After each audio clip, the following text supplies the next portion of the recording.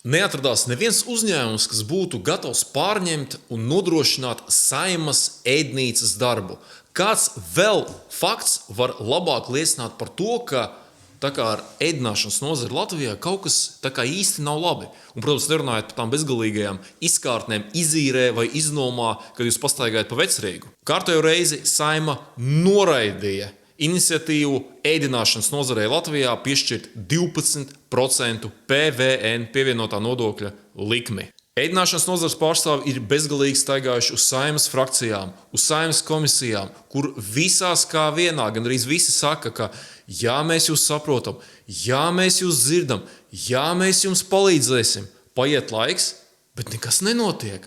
Kā teica klasiķis, kā var nesolīt? Bet kā tad ir citās valstīs, jūs varētu pajautāt? Absolūti lielākajā daļā Eiropas Savienības valstu ir ieviesta pazeminātā PVN likme ēdināšanas nozarei. Zviedrijā 12%, Polijā 8%, Somijā 14%, Francijā 10%. Latvijā 2023. gadā ēdināšanas nozarei bija vislielākais uzkrātais nodokļu parāds. Nav tālu jāmeklē piemērs, kad samazinot šo PVN likmi ēdināšanas nozarē, kopējie nodokļu ieņēmumi valstī, kāpēc tā palielinās?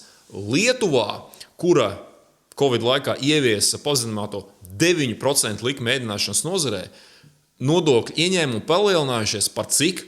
Par 60%. Jautājums, kāpēc? Laikam tāpēc, ka pirmkārt samazinās ēnu ekonomika un otrkārt palielinās kopējais naudas apgrozījums nozarē. Latvijā pagaidām valdība tikai runā, rāda Exceļus un sola. Bezgalīgi sola.